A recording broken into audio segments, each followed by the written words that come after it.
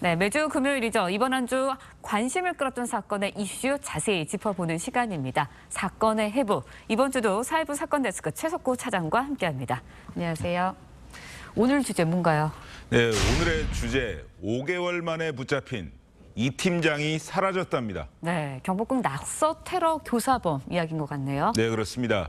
사건이 발생한 건 지난 28일 오후 1시 50분입니다. 흰색 티셔츠 차림으로 좁은 골목길을 전력 질주하는 남성.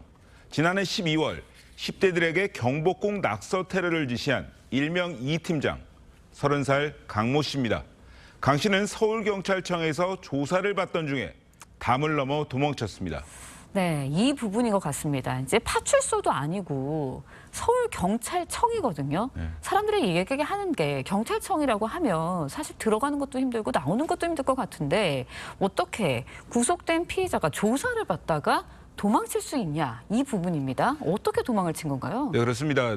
도주 1시간 50분 만에 붙잡히긴 했습니다. 서울경찰청에서 300m가량 떨어진 교회 2층 옷장에 숨어 있다가 발견이 됐는데 도주 당시 상황이 문제입니다. 조사를 받던 중에 담배를 피우고 싶다면서 경찰관 2명과 흡연장으로 갔는데 수사관들 앞에서 담을 넘어서 달아난 겁니다. 22일 경찰에 붙잡힌 지 엿새 만이고 구속된 지는 불과 사흘 만이었습니다. 낙서시킬 이유 뭡니까? 불법 사이트 홍보 목적이었나요? 도망다니라고 한 이유 있습니까? 담벼락 복구 작업하는 거 보고 무슨 생각하셨어요? 네, 강 씨는 불법 영상 공유 사이트와 음란 사이트 운영자였고 사이트 홍보를 위해서 미성년자들에게 범행을 지시했습니다. 네, 근데 신분이 구속까지 된 피의자잖아요. 아무리 담배를 피우러 간다고 해도 수갑을 채우지 않았다는 부분이 좀 의아하거든요. 이게 가능한 겁니까? 네, 사고 직후 경찰은 도주 당시 이렇게 본다고 했습니다. 경찰을 따돌리고 인근을 서성이는 강 씨의 오른손에 저렇게 무언가가 들려 있습니다. 수갑입니다. 한 손에만 수갑을 차고 있는데 네. 교회 2층에 숨어 있다 잡혔을 때는 수갑이 아예 없었습니다. 강 씨가 차고 있던 수갑은 교회 지하에서 발견이 됐습니다. 차고 있던 수갑이 사라졌다. 이건 또 어떻게 된 건가요? 네, 사고 직후에 경찰은 조사 중에 피의자의 방어권 보장을 위해서 수갑을 채우지 않았다고 했습니다. 하지만 사실이 아니었습니다. 수사관 2명이 담배를 피우겠다는 김 씨를 조사실 밖으로 데리고 나왔을 때는 네. 분명 수갑을 채웠습니다. 하지만 감시 소홀을 틈타서 경찰청 담장을 넘으면서 힘으로 왼손 수갑을 뺐고 도주 과정에서 오른손에 채워져 있던 수갑도 마저 뺐다고 진술을 했습니다. 전문가는 우리 경찰이 사용하는 수갑은 기능에는 하등의 문제가 없다고 했습니다. 허술한 피의자 관리가 문제였다는 겁니다.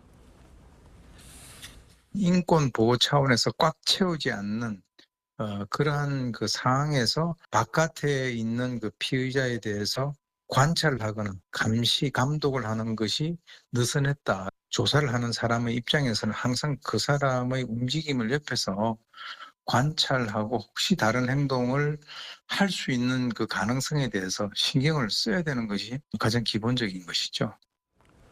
경찰은 도주 당시 현장에 있던 수사관 등에 대해서 감찰에 착수했습니다. 네, 결국 이제 경찰의 피의자 관리가 좀 허술하지 않았나, 이런 부분이 좀 아쉬운데 사건의 본론을 좀 짚어보면 이 팀장의 혐의가 한두 개가 아니었습니다. 그런데 검거도 좀 많이 늦어졌던 것 같아요. 네, 당초 강 씨에게 적용된 혐의는 4가지였습니다. 문화재보호법과 저작권법 위반, 음란물 유포와 성착취물 배포 혐의인데 여기에 도주죄까지 추가되면서 혐의는 5개로 늘어났습니다.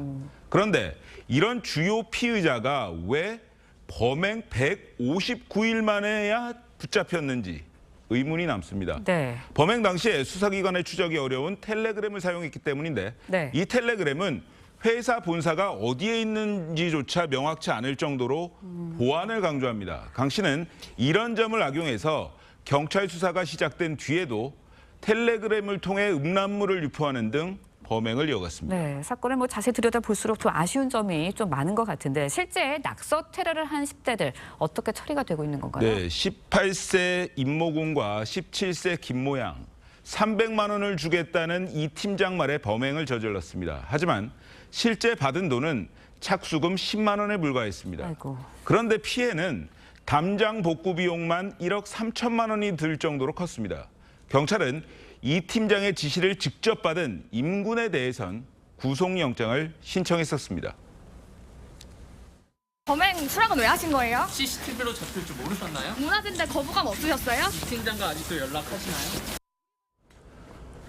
네, 하지만 법원은 소년에 대한 구속영장은 부득이한 경우를 제외하고는 발부할 수 없다면서 기각했습니다. 두 사람은 올해 초 서울 소년분류심사원에 입소를 해서 현재 소년원에 있는 것으로 알려졌습니다. 네, 뭐 결국은 사리 사욕 위해서 문화재를 훼손한 건데 더 이상 이런 일 없어야겠습니다. 지금까지 사회부 최석호 차장과 말씀 나눠봤습니다. 오늘 말씀 고맙습니다.